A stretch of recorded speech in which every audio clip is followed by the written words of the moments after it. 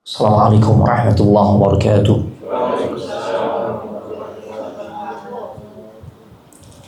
Innal hamdalillah nahmaduhu wa nasta'inuhu wa nastaghfiruhu wa nastahdihi wa na'udzu billahi min shururi anfusina wa min sayyiati a'malina. May yahdihillahu fala mudilla lahu wa may yudlil fala hadiya lahu. Ashhadu an la ilaha illallah wahdahu la syarika lahu wa ashhadu anna Muhammadan abduhu wa rasuluhu la nabiyya wa la rasula ba'dah. Allahumma salli wa sallim ala nabiyyina Muhammadin wa ala alihi wa ashabihi ajma'in. Ya ayyuhalladzina amanu ittaqullaha haqqa tuqatih wa la tamutunna illa wa antum muslimun. Ya ayyuhalladzina amanu ittaqullaha wa qulu qawlan sadida yuslih lakum a'malakum wa yaghfir lakum dhunubakum wa may yuti'illaha wa rasulahu faqad faza fawzan 'azima. Wa ba'd, fa inna ahsanal kalam kalamullah wa khairal huda huda Muhammadin sallallahu alaihi wa alihi wa sallam wa syarrul umuri muhdatsatuha wa kullu muhdatsatin bid'ah wa kullu bid'atin dhalalah wa kullu dhalalatin finnar. Amma ba'd. Ayyuhal ikhwan wal akhwatu fillah, a'azzani Allahu wa iyyakum.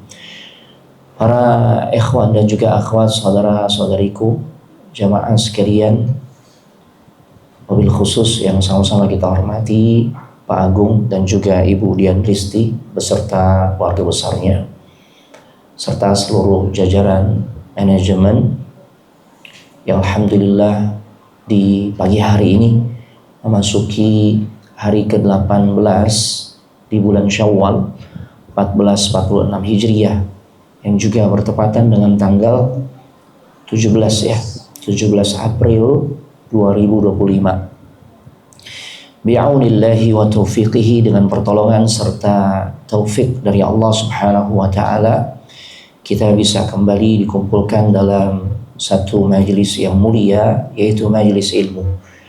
Yang insyaallah di kesempatan pagi hari ini kita akan mengkaji satu tema kajian yang berjudul bagaimana kita bisa merawat keistiqamahan atau menjaga keistiqamahan kita pasca bulan suci Ramadan, yang dimana pada saat Ramadan kita bisa menunjukkan performa terbaik di dalam beribadah kepada Allah Subhanahu wa ta'ala, sampai-sampai kita tidak melewatkan setiap malam Ramadan kecuali kita isi dengan ibadah sholat malam yang standarnya itu nggak mengambil standar minimal tapi standar maksimal, yang dimana paling sedikit kita melaksanakan sholat malam di Ramadan berapa rakaat? 11 rakaat. Ada yang lebih ya? Ada yang ikut di satu masjid 13 rakaat. Fadhal. Ada juga yang 23 rakaat. Atau sudah melaksanakan yang 11, 23 atau yang 13 rakaat. Kemudian sebelum makan sahur kayaknya masih terlalu lama nih. Ya, waktu makan sahur, maka kemudian karena bangunnya 3:30, nambah lagi sholat malamnya. Kan gitu ya. Itu cerita tentang Ramadan. Masya Allah. Begitu luar biasa ya performa kita di dalam beribadah kepada Allah. Yang bacaan Al-Qur'annya per hari itu minimal 1 juz. Sehingga Ramadan berlalu kita bisa mengkhatamkan Al-Quran 1 kali. Itu cerita di Ramadan. Bahkan yang lebih dari 1 kali khatam ada. Ya, nah, belum lagi sedekah kita, belum lagi ibadah puasa yang kita jalani 1 bulan penuh, masya Allah. Belum lagi doa-doa munajat yang kita sampaikan, begitu luar biasa. Itu cerita tentang Ramadan. Ya, bulan yang amat sangat spesial yang menjadikan setiap hamba Allah begitu bersemangat beribadah di dalamnya. Dan ini sesuatu yang wajar. Ya, kenapa? Karena Allah memberikan banyak motivasi di Ramadan. Di antaranya Allah menjanjikan ganjaran pahala yang berlipat ganda. Yang kemarin juga diberi kesempatan oleh Allah untuk berangkat umrah di Ramadan, maka nilai umrahnya berbeda dibandingkan dia kerjakan di bulan-bulan lainnya. Di mana umrah di Ramadan nilai pahalanya kahajjati ma'i, itu seperti haji bersama diriku, Masya Allah. Tapi bukan berarti kewajiban hajinya gugur ya. Anda udah haji Ustaz, kemarin udah umrah Ramadan, enggak. Yang tetap melekat, khususnya apalagi kalau dia belum mengerjakan ibadah haji, masih tetap ada ya kewajiban tersebut. Dan bahkan Allah mengkondisikan kita di bulan suci Ramadan ya untuk benar-benar memiliki semangat yang lebih dibandingkan bulan-bulan lainnya. Karena di Ramadan Allah sangat mendukung kita untuk menjadi saleh dan salihah. Ketika Nabi sallallahu alaihi wasallam bersabda, "Idza kana awwalu lailatin min syahri Ramadan, suffidatis syayatin wa maradatul jin."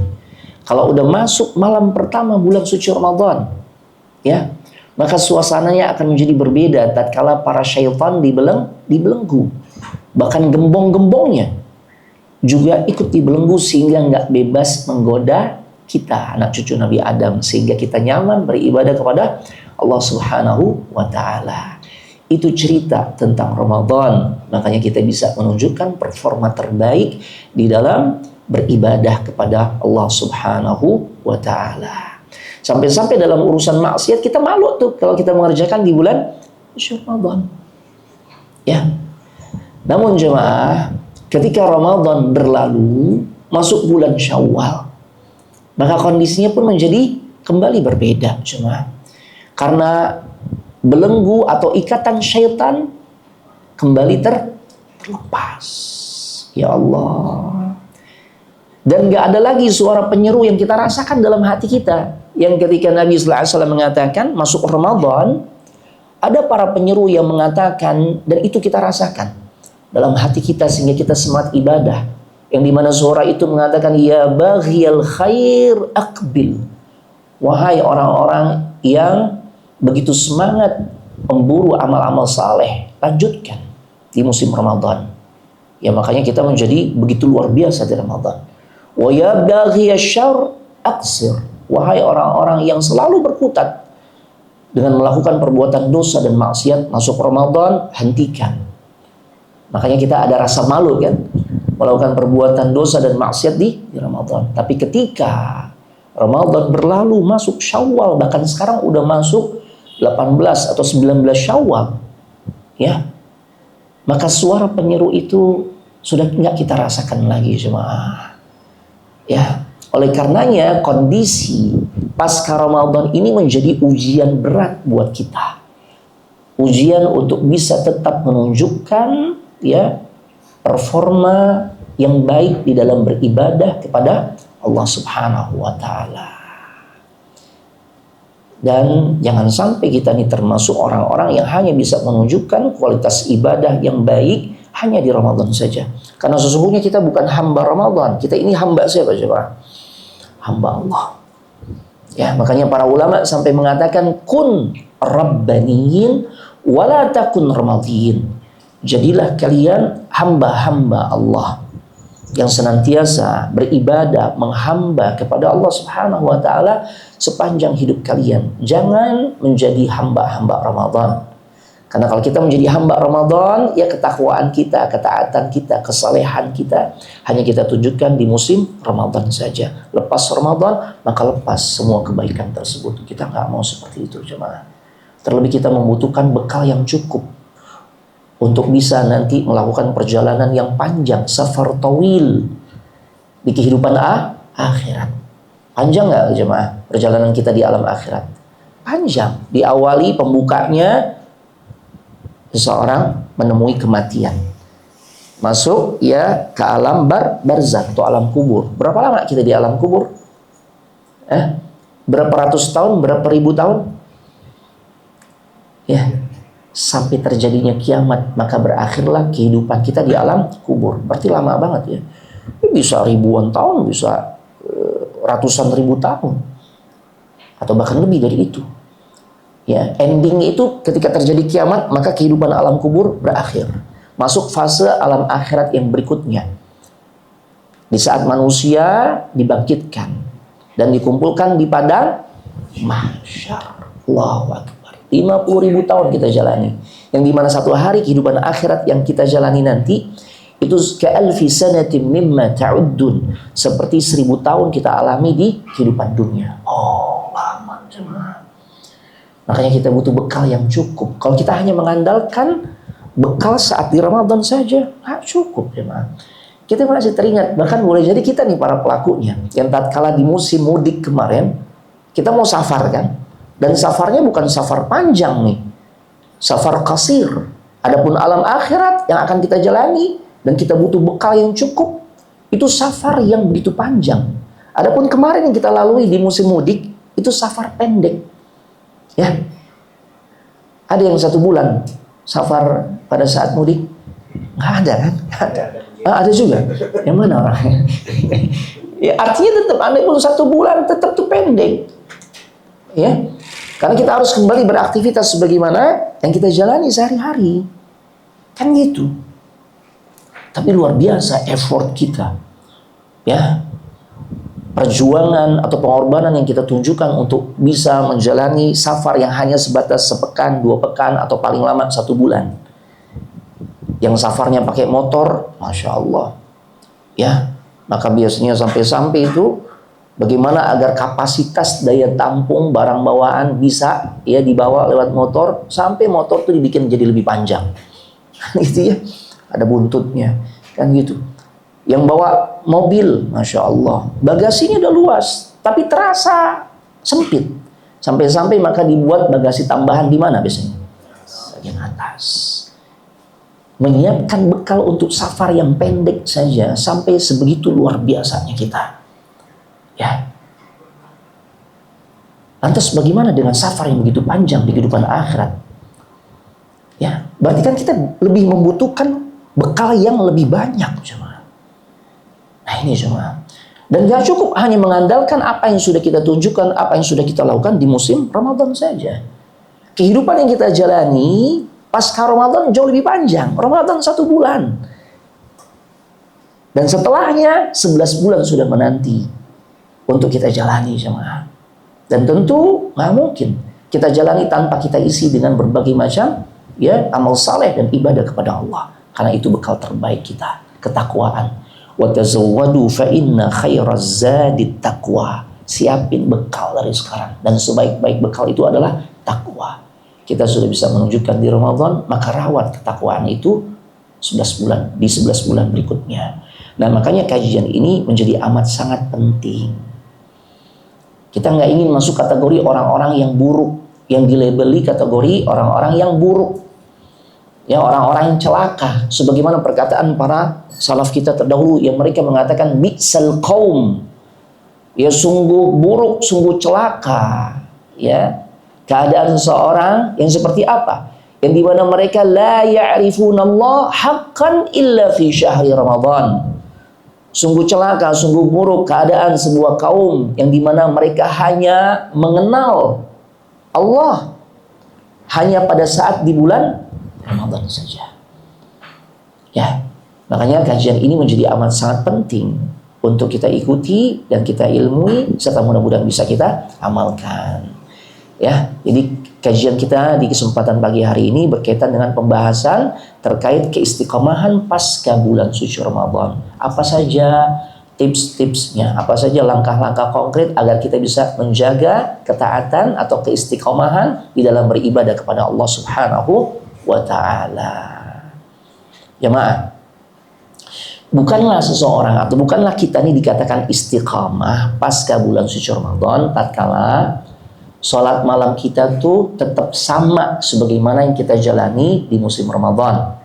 Di Ramadan 11 rakaat minimal, maka pasca Ramadan harus juga 11 rakaat. Nggak kayak gitu cuma. Ya, sebenarnya tuntutannya ini sangat realistis. Kalau di Ramadan 11 rakaat minimal kita kerjakan, seseorang tetap dikatakan dia istiqamah. Pasca Ramadan, ya, dia tetap mengerjakan sholat malam walaupun kondisinya back to basic. Balik lagi ke konsep awal. Ustadz, sholat malam yang rakaatnya paling sedikit boleh kita kerjakan berapa rakaat? Berapa rakaat? Witir berapa rakaat? 1.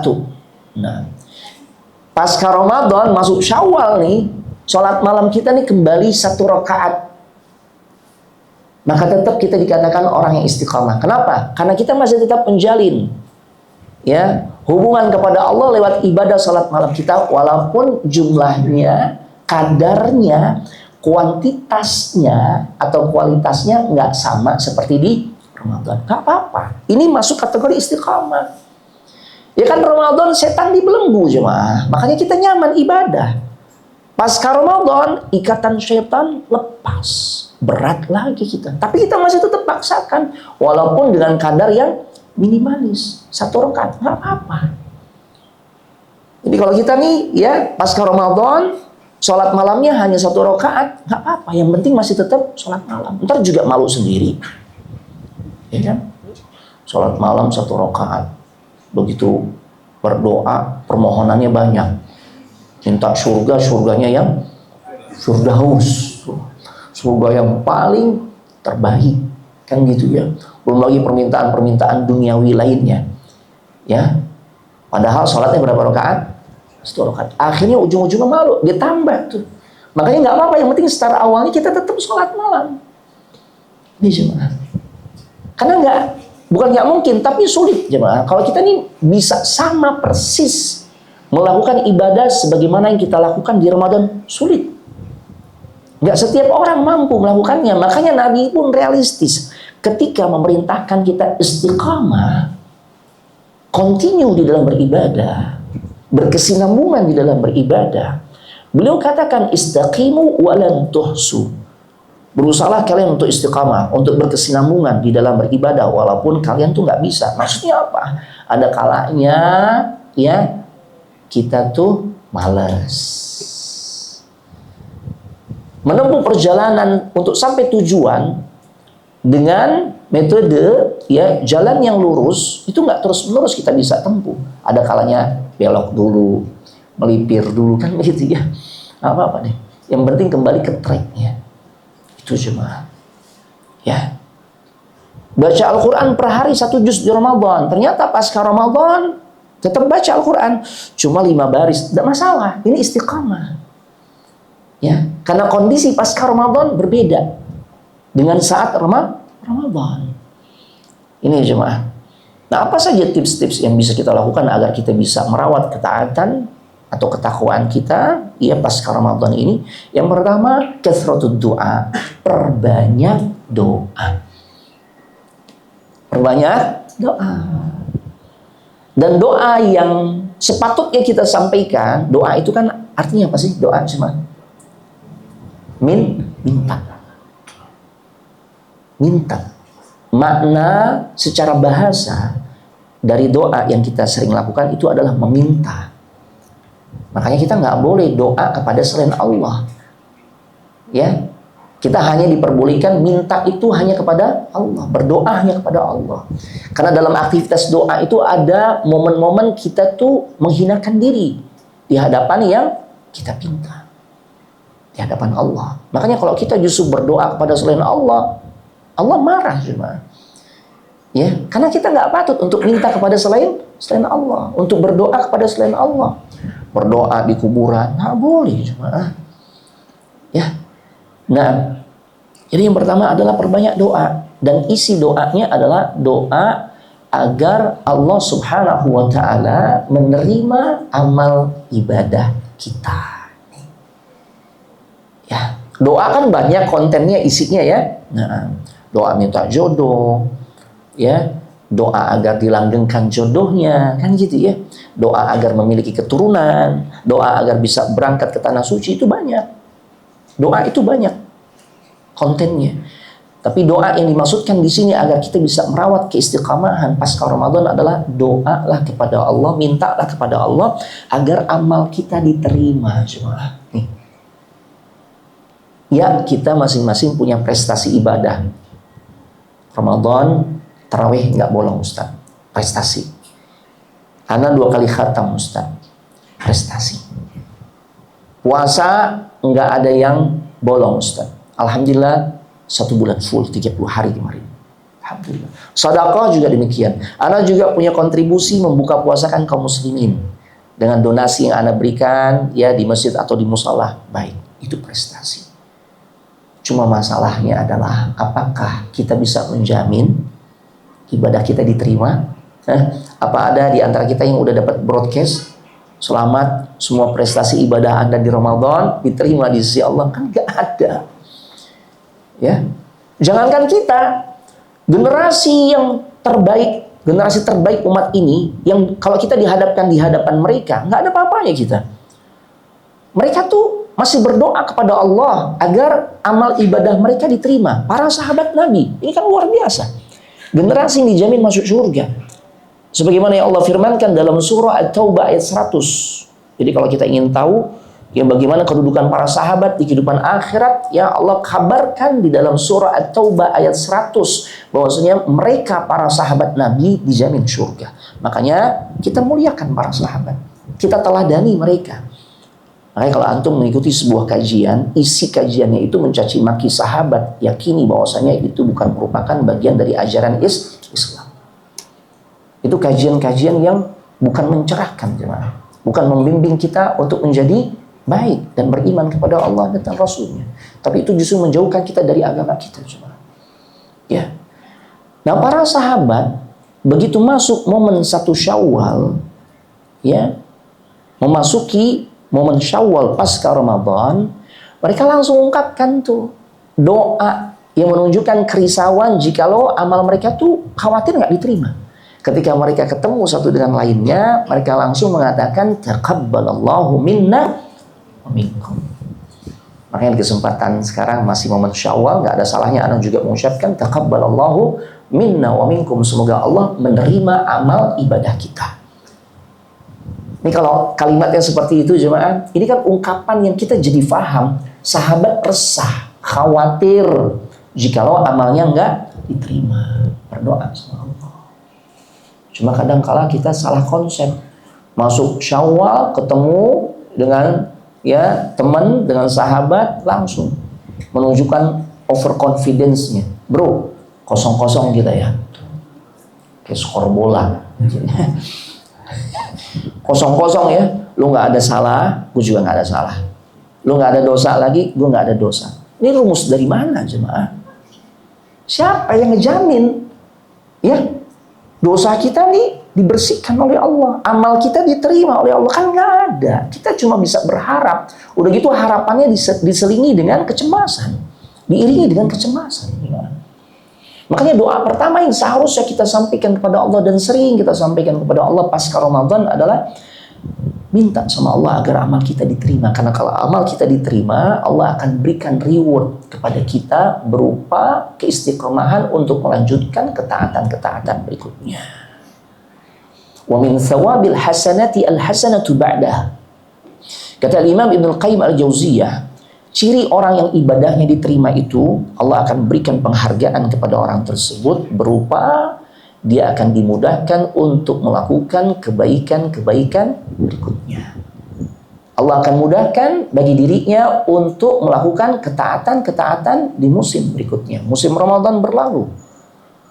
Tapi kemudian 11 bulan berikutnya Allah mudahkan dia untuk terus mempertahankan semua ketaatan yang dia jalani di musim Ramadan. Yang habis pulang umroh, pada saat umroh luar biasa.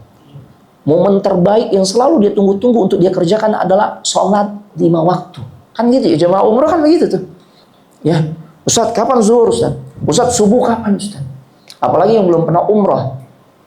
Ya, begitu jam 4 pagi udah ada azan, padahal subuhnya jam 5 kurang seperempat. Langsung berangkat, Ustaz telat Ustaz, udah azan kita. Ini udah subuh ternyata, ya dia nggak paham bahwasanya itu adzan pertama. Tapi inilah yang terjadi. Bagaimana luar biasanya seseorang tuh ketika di tanah suci, nggak ada aktivitas yang begitu ditunggu-tunggu kecuali sholat 5 waktu. Cuma masalahnya ketika kita bertanya, Ustadz, orang yang ibadah umrohnya diterima atau enggak, cirinya apa Ustadz? Bukan pada saat di tanah sucinya.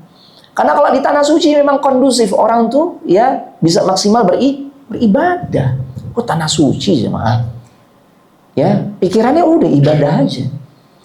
Nah, kan gitu sampai pernah di musim 2014 ketika ya di musim haji ada seorang pengusaha yang dia komentar kepada ana, dia katakan enak ya selama di tanah suci.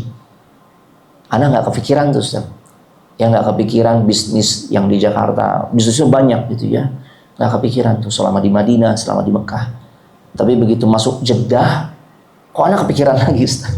Ya beda, Jeddah kan bukan tanah suci ya. Nah, artinya apa? Dari sini kita menjadi faham, seorang dikatakan ibadah umrahnya diterima, itu bukan dilihat pada saat dia bisa menunjukkan totalitas beribadah ketika di tanah suci. Kalau yang seperti itu sudah sewajarnya memang ya kedatangan kita ke tanah suci untuk ibadah. Tapi penentunya adalah bagaimana sepulang kita dari ibadah umrah. Setelah kita pulang dari tanah suci, masih gak kita merawat tuh ketaatan yang selama di tanah suci kita tunjukkan? Sholat kita masih kita jaga kan? Ya, kalau justru pulang umrah karena dia merasa sekali sholat di Masjidil Haram saja itu pelipat gandaannya seperti kita melaksanakan 100.000 kali sholat di tempat yang lain. Itu kalau kita kalkulasikan dalam bentuk tahun, ya sekali sholat di Masjidil Haram itu seperti 270 tahunan kita sholat di tempat lain jemaah. Ini dahsyatnya luar biasa. Ya. Nah tapi kadangkala orang tuh mulai mengkalkulasi, oh berarti kalau ana 5 kali sholat aja 270 tahun kali 5 udah berapa tuh? Udah 1000 tahun lebih ya. Nah, ana di Mekah itu 4 hari Ustaz. Wah, berarti ana masih punya investasi ya ibadah sholat yang nilainya sekitar hampir 6.000 tahunan. Pulang umrah ya diajak ke masjid titip salam, ana titip salam aja gitu ya. Salah cuma salah. Ya makanya mintalah kepada Allah agar ibadah kita diterima. Karena kalau ibadah kita diterima, kita akan selalu merasa kurang, jemaah. Kita merasa ibadah yang kita lakukan itu banyak kekurangannya. Sehingga kalau kita sadar, kita punya perasaan yang seperti ini, kita akan terus berupaya untuk beribadah, bahkan memperbaiki kualitas ibadah kita. Itu jemaah. Ya. Itu yang seharusnya kita tunjukkan pasca Ramadan. Itu dengan banyak doa kepada Allah agar amal kita diterima. Sahabat tuh begitu jemaah. Makanya kalimat yang terbaik dia di musim hari raya atau di momen Syawal itu taqabbalallahu minna wa minkum. Emang nggak boleh Ustaz minal aidin wal faizin? Boleh. Karena itu juga maknanya bagus. Semoga kita termasuk orang-orang yang kembali ke jalan Allah dan mendapatkan kemenangan. Itu artinya minal aidina wal faizin. Cuma kan kita salah memahami kalimat tersebut. Kita kalau merangkai ya kata-kata ucapan ketika di momen hari raya minal aidina wal faizin, di bawahnya artinya apa? Mohon maaf lahir dan batin, tuh salah jemaah. Ya udah gitu pakai puisi lagi di bawahnya. Ketika tangan udah nggak bisa lagi menjabat, kaki nggak bisa lagi melangkah, ku sampaikan permohonan maafku kepadamu. Ya kalau yang begini sampai ke ana bilang cepat-cepat berobat. Kok gitu Ustaz? Iya, yang nggak bisa menjabat tangan dan melangkahkan kedua kaki itu biasanya minimal ciri-ciri stroke ringan. Ya, ini coba ya, ini penting tuh kita ilmui. Berdoa kepada Allah agar Allah terima ibadah kita. Dan ini dicontohkan oleh generasi terbaik ya, atau manusia-manusia terbaik jemaah yang pernah Allah utus ke muka bumi. Ada seorang nabi yang julukannya adalah Khalilullah atau kekasihnya Allah. Kekasihnya Allah, maknanya kekasihnya Allah. Siapa jemaah? Nabi Ibrahim alaihissalam, Abul Anbiya. Amalan beliau dahsyat ya. Dahsyat. Banyak perbuatan-perbuatan yang beliau lakukan menjadi sebab ya Allah mensyariatkan sebuah ibadah atau banyak ibadah yang kemudian kita kerjakan. Haji, kita bisa haji atau kita melaksanakan haji karena beliaulah yang pertama kali itu menjadi sebab sehingga Allah perintahkan kita berhaji. Ketika beliau bersama putranya Nabi Ismail ya meninggikan pondasi Ka'bah. Ya. Sebagaimana yang Allah firmankan dalam surah Al-Baqarah ayat 127. Wa idh yarfa'u Ibrahimul qawa'ida minal baiti wa Ismail. Ya Allah. Dan ingatlah kata Allah ketika Nabi Ibrahim meninggikan pondasi Baitullah, yaitu Ka'bah, bersama sang putra, yaitu Nabi Ismail.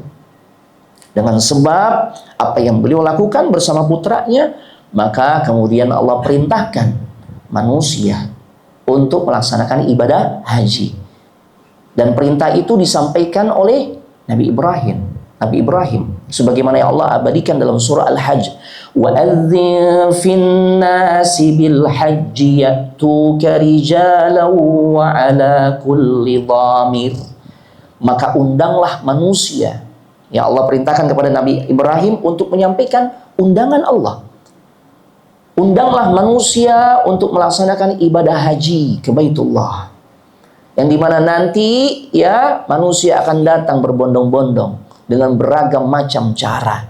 Ada yang rijalan, jalan kaki. Wa ala kulli dhamir. Ada juga yang mengendarai atau menunggangi onta. Padahal ontanya sudah dalam keadaan kurus. Kayaknya nggak proper, nggak layak untuk ditunggangi. Cuma karena nggak ada kendaraan lagi, sekalipun dengan kendaraan yang seperti itu, yang nggak layak, tetap tuh berangkat haji. Ya, dan mereka akan datang dari seluruh penjuru muka bumi. Dan ini dibuktikan, ya, orang-orang yang sampai berangkat haji itu jalan kaki, jemaah. Ini karena undangan Allah Subhanahu wa Ta'ala yang disampaikan oleh Nabi Ibrahim alaihissalam. Artinya, siapapun yang berangkat haji ke Baitullah, dan itu jumlahnya udah nggak kehitung, jemaah, maka orang yang paling banyak mendapatkan transferan pahalanya siapa? Nabi Ibrahim. Ya. Akan tetapi beliau masih resah jikalau amalnya nggak diterima sampai-sampai, makanya beliau mengatakan di kelanjutan ayat ini, Rabbana taqabbal minna innaka antas sami'ul alim. Wahai Rabb kami, terimalah semua amal ibadah kami, ya Allah. Karena sesungguhnya Engkau maha mendengar, lagi maha mengetahui. Ini semua. Ya. Padahal kan kalau kita secara logika, ya Nabi Ibrahim cukup dia menjaga yang wajib aja deh. Setelah itu dia cukup mengandalkan ya transferan pahala dari orang-orang yang beribadah haji ya ke Baitullah.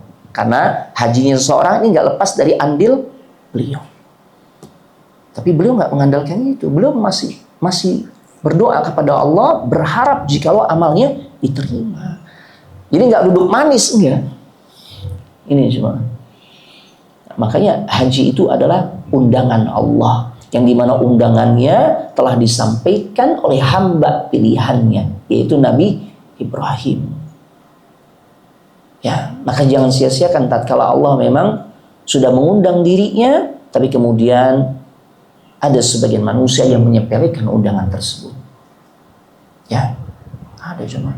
Entar aja deh Ustaz, nanti kalau anak udah pensiun, anak berangkatnya. Ya Allah.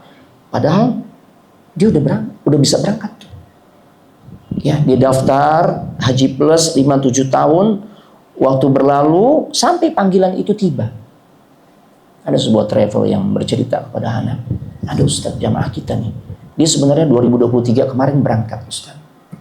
Terus masalahnya apa? Ya kita hubungin, Bapak Ibu diberangkat tahun ini. Apa dikatakan? Nanti aja deh Pak. Haula wala quwwata illa billah. Kenapa Pak? Ini Bapak sudah dapat ijazahnya untuk berangkat tahun ini. Nanti saja. Ya, kalau saya pensiun, la haula wala quwwata illa billah. Padahal belum tentu nanti ya dia memiliki umur yang panjang, kan begitu jemaah. 2024 dipanggil lagi oleh travel. Dihubungin lagi, jawabannya masih tetap sama. Anak tanya, memang pensiunnya kapan? Ya masih 5-6 tahun lagi Ustaz. La haula wala quwwata illa billah. Padahal yang undang siapa jemaah? Allah. Yang menyampaikan undangan itu siapa? Nabi Ibrahim. Susah jemaah. Ini masalah iman jemaah. Ya, Anda pernah sampaikan mungkin di sini ya. Ini jangankan undangan Allah jemaah, pemilik surga yang kasih kehidupan ke kita, yang kasih rezeki ke kita, ya, yang memberikan pekerjaan ke kita, ya, yang memberikan rumah, tempat tinggal, kendaraan, keluarga, dan segala sesuatunya. Itu Allah. Ketika kita diundang saja, jikalau kita nih penggila bola ya, anak laki-laki kan biasanya hobi bola ya, benar nggak? Atau jangan-jangan antum anak musola semua nggak suka bola gitu ya? Kita suka bola kan. Ini kalau sekiranya nih Ronaldo ya mengirimkan surat undangan ke kita, ya, untuk datang ke base camp latihannya. Sekarang di mana Ronaldo? Kalau nggak salah udah keluar dari An-Nasr ya, udah nggak di Saudi lagi. Nah, kita diundang untuk hadir ke base camp tempat dia latihan. Allahu Akbar. Bagi seorang penggila bola, ini undangan luar biasa gak jemaah? Istimewa. Berangkat gak jemaah? Berangkat jemaah. Berangkat. Padahal Ronaldo katakan, saya undang Anda untuk hadir di tempat latihan saya. Nanti saya jamu untuk makan bareng, makan siang bareng. Tapi biaya perjalanan, akomodasi nggak ditanggung. Berangkat gak? Berangkat.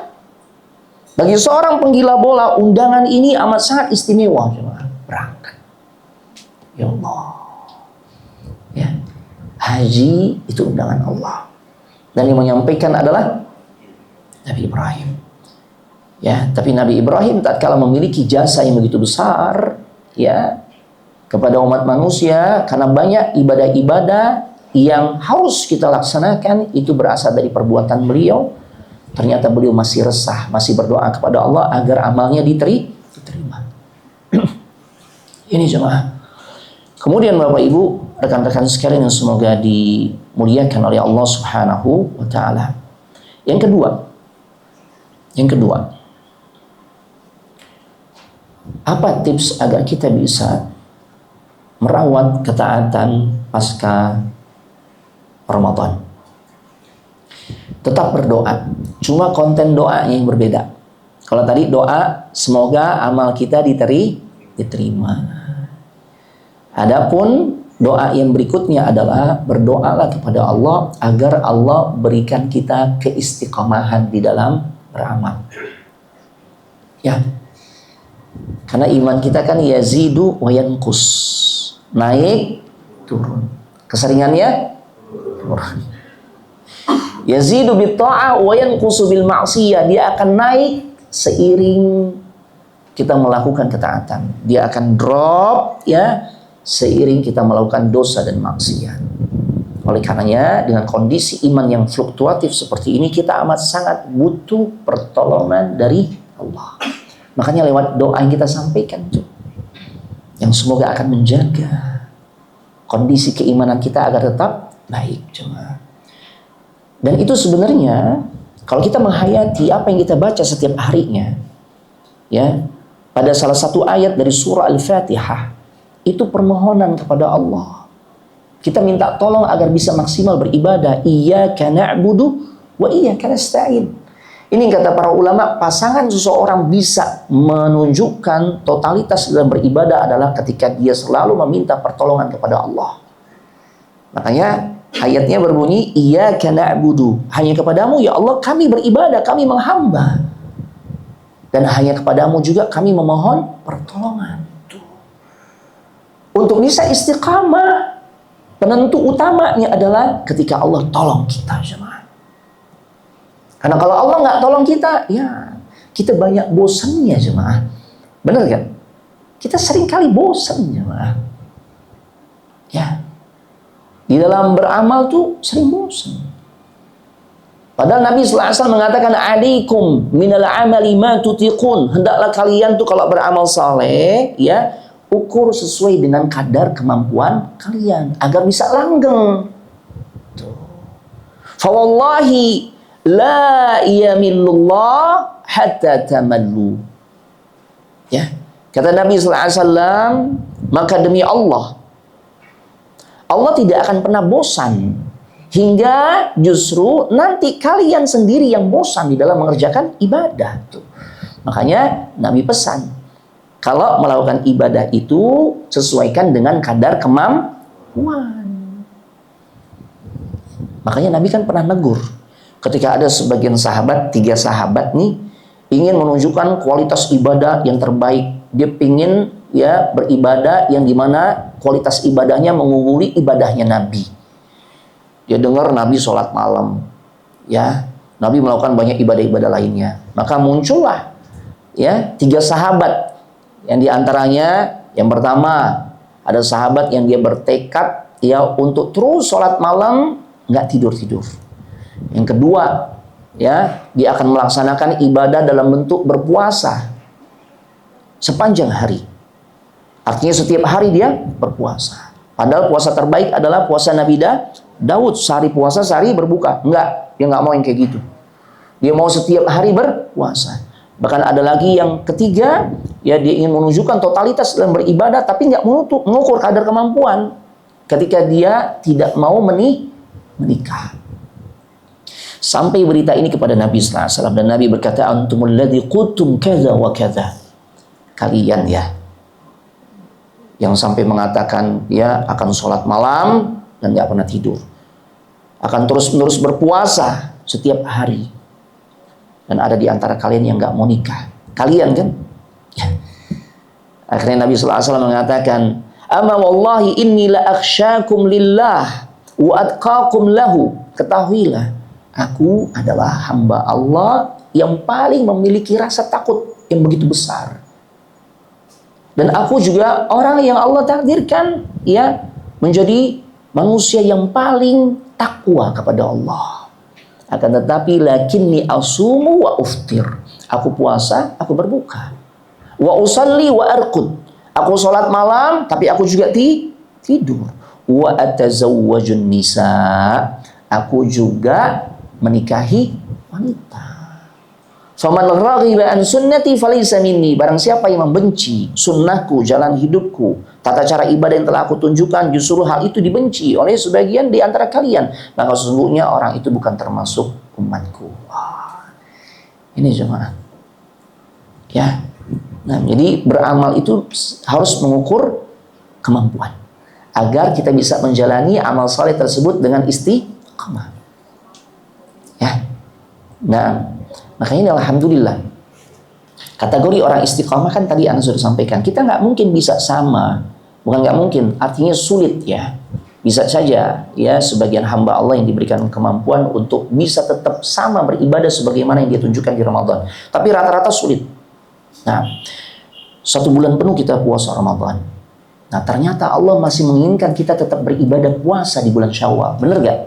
Ketika Nabi sallallahu alaihi wasallam mengatakan, "Man shama Ramadhana," barang siapa yang telah mengerjakan puasa di bulan suci Ramadan 1 bulan penuh, "Tsumma atba'ahu sittan min Syawal," kemudian dia lanjut berpuasa 6 hari di bulan Syawal, "Faka'annama kasiyamid dahr," maka dia akan diberikan karunia oleh Allah ya seperti dia mengerjakan puasa setahun penuh. Ini sekarang tanggal 19 Syawal. Jemaah, siapa di antara kita yang belum mengerjakan puasa Syawal yang 6 hari, masih ada waktu. Ntar deh Ustaz, tanggal 25 aja, jangan mepet. Itu mepet 25, 26, 27, 28, 29, 30. Kalau Syawalnya 30 hari. Dalam kalender Hijriah, jumlah hari itu kebanyakan adalah 29. Kadang sukanya yang mepet-mepet sih, jangan. Ya, yang belum memulai, besok bisa mulai. Ya, besok bisa mulai. Yang belum selesai, selesaikan. Kenapa?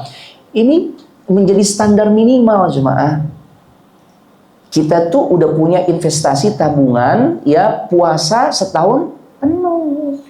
Kita yang belum terbiasa puasa Senin Kemis, puasa Ayyamul Bid tanggal 13, 14, 15 Hijriah, apalagi puasa Nabi Daud, sehari puasa, sehari enggak. Minimal puasa Syawal. Karena kita dihitung udah seperti puasa setahun penuh. Ya, ini dahsyat jemaah. 6 hari.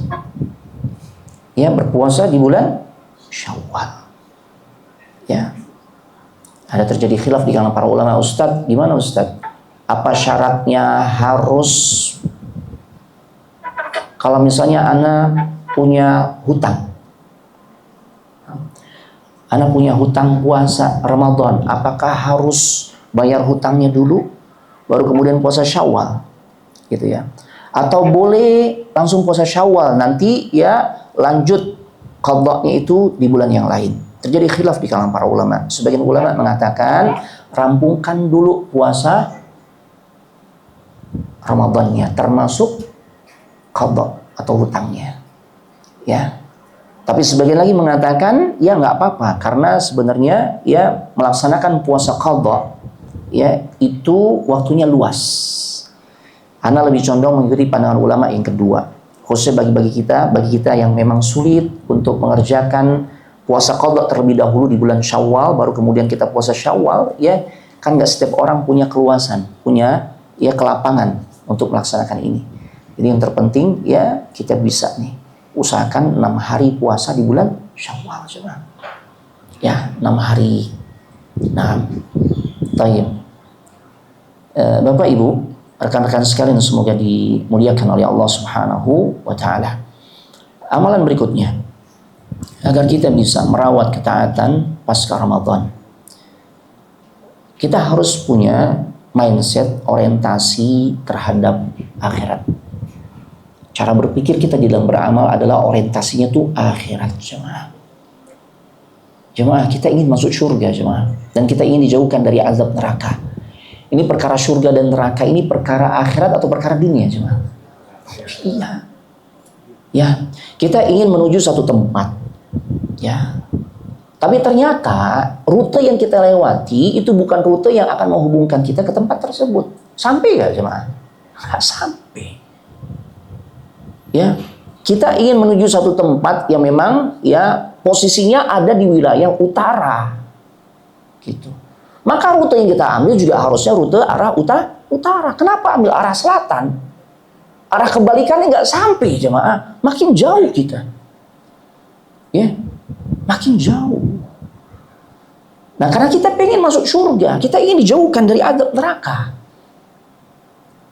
Karena itulah buah yang bisa kita petik dari ibadah, dari ketaatan yang kita lakukan sepanjang tahun kita. Maka orientasi kita nih harus akhirat. Orang-orang yang orientasi akhirat itu tergambar ya tatkala dia menjalani aktivitasnya sehari-hari. Ya, misalnya seperti sekarang nih, pihak manajemen sudah memberikan info bahwasanya ya hari ini ada kajian perdana. Dan kita tahu yang namanya kajian ini adalah ya aktivitas amal saleh yang akan memudahkan kita untuk bisa masuk surga. Man salaka tariqan yaltamisu fihi ilman sahalallahu lahu bihi tariqan ilal jannah. Barang siapa yang melangkahkan kaki untuk bisa hadir ke dalam majelis ilmu, Allah akan mudahkan jalan orang tersebut untuk bisa masuk ke dalam surganya. Berarti aktivitas menuntut ilmu ini jalan menuju surga. Ya, di sisi lain dihadapkan pada pilihan yang lain. Ya, mungkin kita bisa izin dengan beragam macam alasan. Nah, tergantung. Kalau orientasi kita surga, orientasi kita akhirat, kita akan paksakan untuk bisa hadir.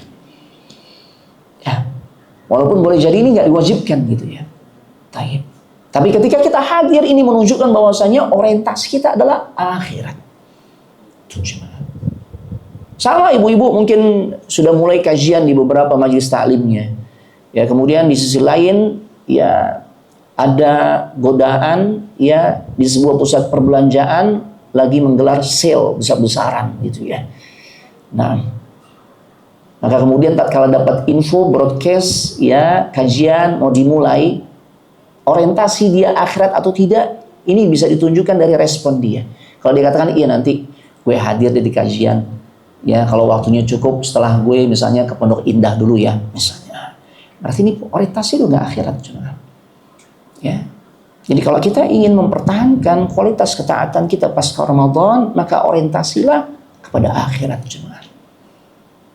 Ya. Karena apa yang kita tunjukkan selama di musim Ramadan itu memang tujuannya adalah untuk mengumpulkan amal-amal, amal saleh yang bisa membuat diri kita bahagia di kehidupan akhirat. Yang berikutnya, tips yang ke berapa? 3 atau 4 ya. Nah, jemaah, yang keempat ini cobalah amalkan ibadah ini secara berkesinambungan ya, walaupun memang dari sisi kuantitas ini sedikit jemaah. Ya. Karena ini yang lebih baik jemaah. Amalan yang kita kerjakan secara berkesinambungan terus menerus walaupun sedikit, ini lebih dicintai oleh Allah Subhanahu wa taala. Ketika ada seorang sahabat, dia datang kepada Nabi dan bertanya, "Ayyul a'mal ahabbu ila Allah taala?" Ya Rasulullah, amalan apa yang paling bisa mendatangkan cintanya Allah? Maka kemudian Nabi mengatakan, ya, amalan yang bisa mendatangkan cintanya Allah atau amalan yang paling dicintai oleh Allah adalah adwamuha wa in qalla. Amalan yang kita lakukan secara berkesinambungan, terus menerus, continue, walaupun sedikit. Ya alhamdulillah, kajian kita sebulan sekali. Tapi alhamdulillah continue kan? Masya Allah. Ya. Pembahasan Arba'in Nawawiyah kita juga alhamdulillah sudah masuk hadis ke berapa? 7 kalau nggak salah ya. Masya Allah. Terus continue. Dan itu adalah amalan yang Allah cintai jemaah. Nah, kalau kita ingin merawat ketaatan kita pasca Ramadan, cobalah menyusun program amal saleh atau ibadah yang sifatnya berkesinambungan. Ya. Karena kadang-kala kan kita kalau udah semangat luar biasa. Ya. Semangat kajian, Masya Allah luar biasa. Awal-awal hijrah, ikut kajiannya kayak minum obat. Sehari bisa 3 kali. Tapi biasanya kayak begini gak bertahan lama nih. Ya. Begitu proses hijrahnya lama sudah dijalani, dia merasa udah cukup amalnya. Udah. Kalau ada kajian udah biasa aja. Ya bahkan kalau diajak kajian apa dikatakan, udah anak titip salam aja deh. Ya Allah. Anak kan senior gitu. Ini cuma. Ya, ini sesuatu yang keliru jemaah. Nah, yang berikutnya jemaah, ya, yang berikutnya agar kita bisa merawat ketaatan pasca musim Ramadan, maka cobalah kondisikan kita memiliki komunitas atau circle orang-orang saleh. Ini penting. Ya. Di antara hal yang bisa menjadikan kita istiqamah untuk terus-menerus beribadah dengan performa yang terbaik sekalipun Ramadan sudah berlalu, itu di antara pendukungnya adalah tatkala kita punya komunitas teman-teman orang yang baik. Komunitas orang yang baik. Ini perkumpulan majelis ilmu, ini perkumpulan yang baik jemaah. Ya. Maka jaga nih. Jangan sampai kita memisahkan diri jemaah. Ini penting. Ya. Makanya Nabi sampai mengatakan fa'alaika bil jamaah fa innama ya'kulu dhi'bu al-qasiyah. Tetaplah kalian tuh menjaga komunitas, ya, perkumpulan jamaah orang-orang yang baik. Kenapa? Karena sesungguhnya serigala itu tidak akan memakan atau tidak akan memangsa kambing yang sendiri. Maaf, karena sesungguhnya serigala itu hanya akan memakan atau memangsa kambing yang sendirian. Tapi itu kalau kambing berombongan gitu ya, dia tidak akan tuh dimangsa. Dari anak tuh mana ya? Subhanallah. Baik. Baik. Ini jemaah. Jadi berkumpulah dengan orang-orang saleh jemaah. Ini komunitas kajian, ini komunitas orang-orang baik jemaah. Maka teruslah semangat kita untuk berada di dalamnya jemaah. Yang terakhir, sebelum kita buka sesi tanya jawab ya. Nah, yang terakhir, kita sadar bahwasanya kita ini banyak dosa dan banyak melakukan maksiat kepada Allah. Maka segeralah bertobat jemaah. Ya. Kenapa harus segera bertobat? Karena kalau kita bertobat, dosa-dosa kita diampuni, maka otomatis ketika dosa kita diampuni, kondisi hati kita pun Allah akan bersihkan. Nah, ketika kondisi hati kita bersih, ini menjadi ya modal besar bagi kita untuk terus merasakan kenyamanan di dalam beribadah kepada Allah. Karena yang menjadikan kita tuh berat untuk bisa melanjutkan ibadah-ibadah yang selama di Ramadan kita lakukan, itu karena hati kita yang kotor jemaah. Wa wada'na anka wizrak, kata Allah Subhanahu wa taala, dan kami telah singkirkan dosa dari punggungmu. Alladzi anqadha dhahrak, karena sesungguhnya dosa itu sifatnya membebani. Jemaah, kita kalau sholat, apalagi sholat tarawih kemarin yang 11 rakaat, itu sambil ya menggendong ransel yang beratnya kurang lebih sekitar 30 kilo. Kira-kira nyaman nggak jemaah? Nyaman. Kita pengen cepat-cepat selesai ya. Karena berat jemaah. Itulah gambaran dosa yang membuat seseorang tuh nggak bisa maksimal di dalam beribadah. Ya makanya kalau kemarin kita kembali flashback ke belakang, tarawih yang kita jalani itu alhamdulillah nyaman Ustaz. Walaupun imamnya tuh durasinya tuh bacanya panjang Ustaz. Masya Allah. Sampai bisa 40 menit baru selesai tarawih. Oh Masya Allah. Kalau kondisi yang kita rasakan seperti itu, maka Insya Allah mudah-mudahan itu pertanda kondisi hati kita baik cuma. Tapi kalau ternyata ya durasinya setengah jam, tapi bawaannya ngantuk, nguap mulu tuh tarawih gitu kan. Bahkan hatinya sering menggerutu nih, imam nggak tahu diri ini gitu ya. Gue salah masjid kayaknya nih. Nah ini boleh jadi menunjukkan kondisi hati kita ini belum baik cuma. Karena kondisi hati yang belum baik, yang masih kotor, yang penuh dengan noda-noda akibat perbuatan dosa dan maksiat, itu yang membebani kita di dalam beribadah kepada Allah. Ya. Tapi kalau nyaman, insya Allah itu kondisi hati yang baik, yang bersih. Ya.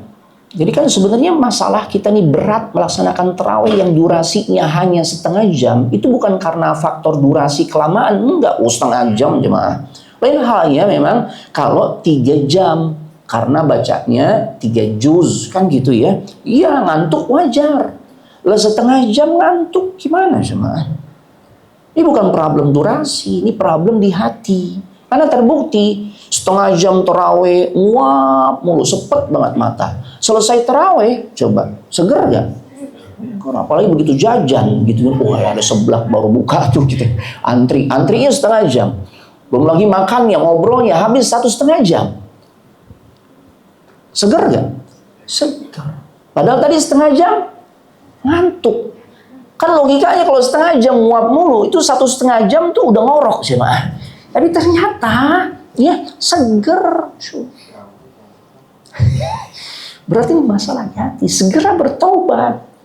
Nah, kita ingin istiqamah nih, kita ingin tetap mempertahankan ibadah-ibadah yang kita kerjakan di musim Ramadan, maka ya bertaubat kepada Allah. Karena dengan taubat ini yang pada akhirnya bisa ya mengkondisikan hati kita bersih, dan hati yang bersih ini yang menjadi modal terbaik kita bisa terus semangat beribadah kepada Allah di sisa umur yang Allah berikan.